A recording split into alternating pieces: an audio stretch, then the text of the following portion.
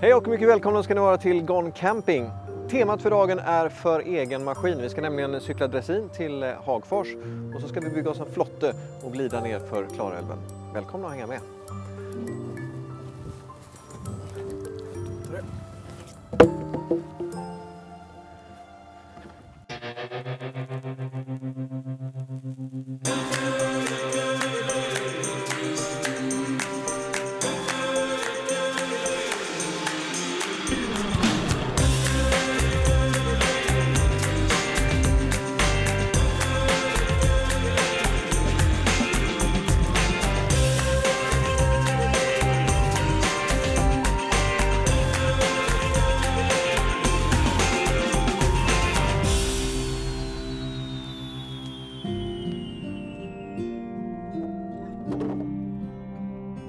Jag befinner mig på Klarälvens camping och tillsammans med en instruktör så ska jag under ett par timmar bygga en timmerflotte som tryggt och säkert ska kunna ta mig ner för Klarälven.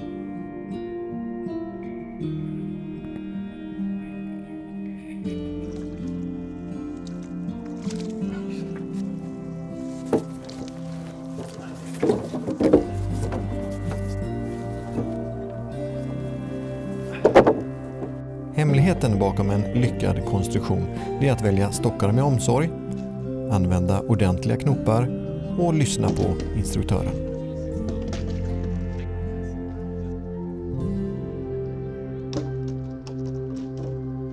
Så, då är första lagret klart, men flotten är inte klar. Vi ska på ungefär 40-50 stockar innan vi kan segla ner för Klarälven.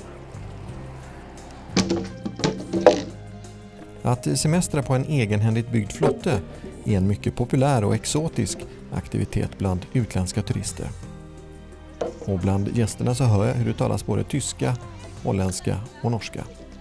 Och här träffar jag också den svenska familjen Norman. Vi bor i Sunne här i Värmland och vill upptäcka Värmland. Vi hoppas på en lugn, stillsam färd med solsken, god matsäck och lugn och ro. Vad har varit den största utmaningen med bygget? Att komma ihåg alla moment där man ska binda ihop de här stockarna. Är du bra på knopar? Nej, jag kommer vara efter det här. Så vem är ansvarig när alla stockarna går åt varsitt håll någonstans i mitten då? Min man.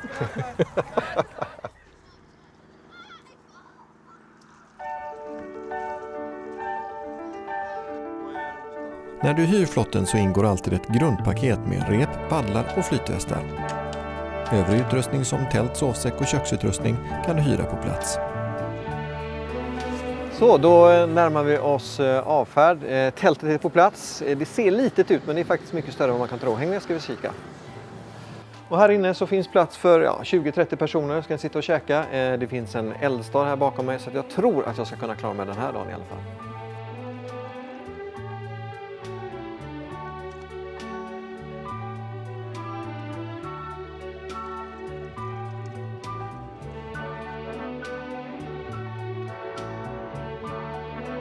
Något roder finns inte på flotten utan du följer det strömmande vattnet som håller cirka 2 kilometer i timmen. Du väljer själv hur länge du vill färdas på floden och här finns program för 1 till 7 dagar. När man glider ner på timmerstockar längs Klarälven så blir man samtidigt en del av historien. Här har man nämligen flottat timmer sedan 1600-talet. Är du på jakt efter en aktivitet där det finns gott om tid att bara slappa och göra ingenting, då kan detta vara det perfekta valet.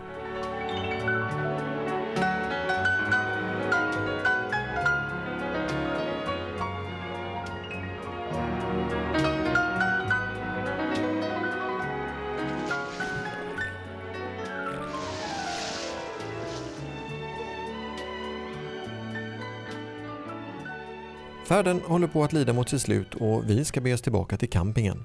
Men först så ska ni få följa med till Caravan Saloon i Düsseldorf.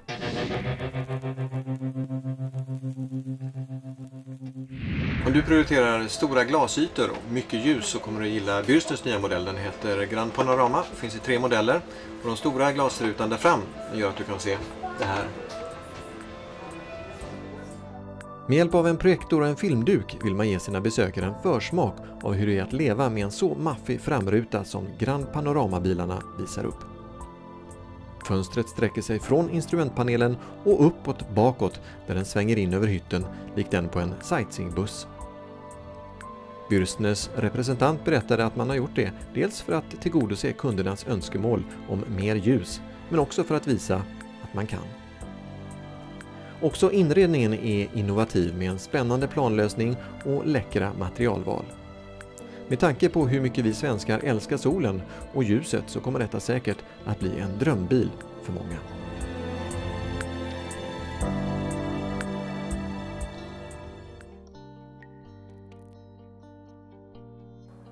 Så, då är grillen varm. Jag har hackat grönsaker här. Jag tänkte vi skulle grilla, men det blir inget kött utan det blir vegetariskt. Det blir grillade grönsaker med halloumi och couscous. Så på med de hackade grönsakerna och så lite olja. Nu är min couscous klar. Den har stått på och puttrat medan grönsakerna har grillat i ungefär 4-5 minuter. Så nu ska vi blanda couscous och grönsaker. Då har vi kommit fram till finalen. Nu kan du be dina gäster att sätta sig därför att den här halloumin den ska grillas bara i 30 sekunder. Och om man inte äter den när den är riktigt nygrillad så börjar den bli seg. På med lite olivolja.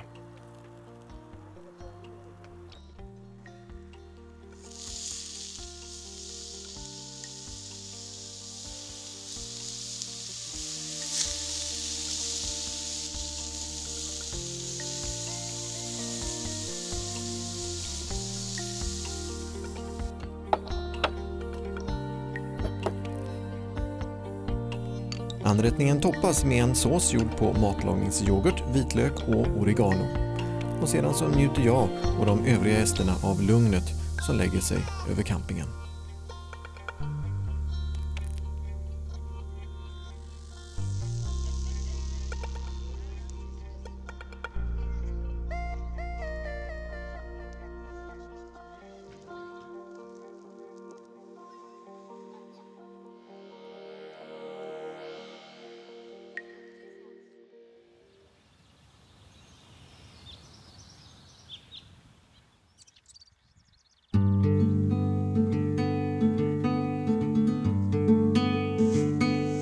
Bor man på Råda strand så campar man verkligen i skogen. Allt andas vildmark. Miljön är lummig och alldeles nedanför tomterna så ligger Rådasjön och en enastående sandstrand.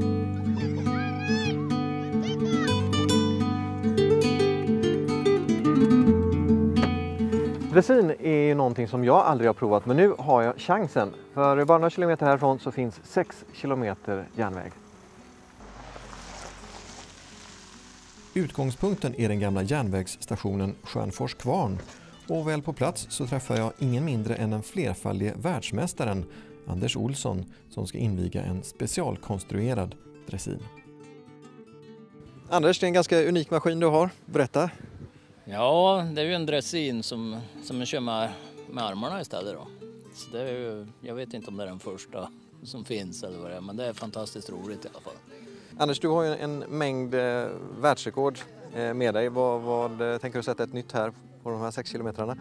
Nej, det vet jag. Men det är alltid roligt att sätta en tid så att folk har något att gå på. För det är alltid så att någon säger det. Ja, han åkte på det och det. Så jag ska prova för att se vad det blir. Ge en kort summering av din idrottskarriär. Ja, det är ju simning som jag håller på med. Jag har slagit 59 världsrekord i simningen och sedan 2002. Och 3 paralympisk guld och 3 brons och en massa VM och lite sånt här. Så. Men ja, det har gått ganska bra. Och så SM i dressin snart då? Ja, nu ska vi köra dressin, får vi se vad det blir.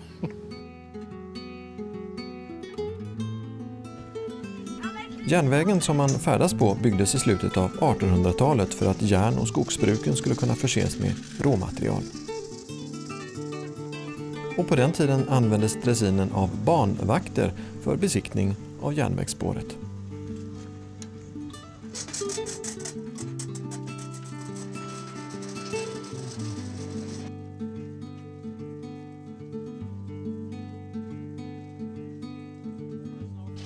Banan går genom vacker, frodig natur och här finns gott om ställen att njuta av den medhavda picknicken.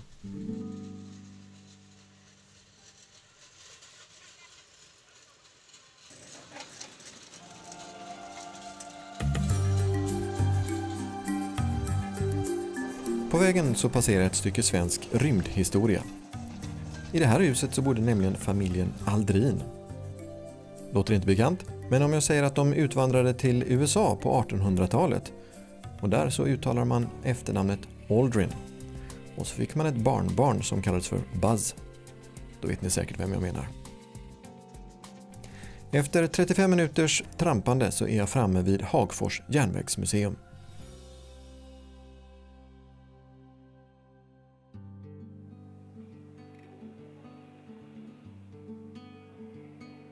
På museet finns många fina miljöer och här samsas gamla ånglok, välbevarade rälsbussar och eleganta restaurangvagnar.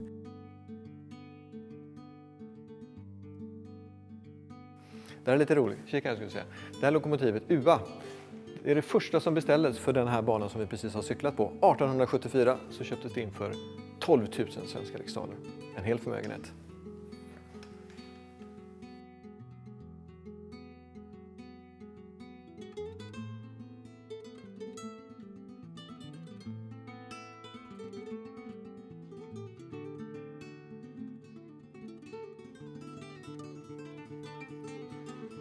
Tvärs över gården så ligger de gamla lokstallarna som man har gjort om till ett miljömuseum.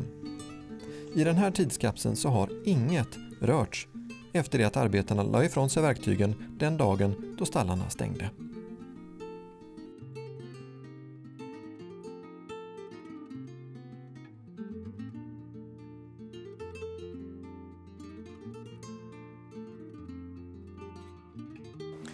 Museiaturen är slut och jag ska be mig tillbaka till Stjärnfors. Programmet är också slut för den här gången, men vi är snart tillbaka. Så vi ses antingen i den här kanalen eller någonstans ute på vägarna.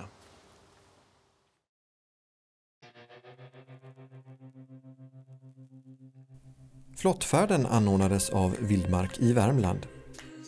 Stjärnfors kulturnöje håller i dressinturerna. Målet för dressinturen var Hagfors industri- och järnvägsmuseum. Och under vår vistelse bodde vi på Rådastrand camping.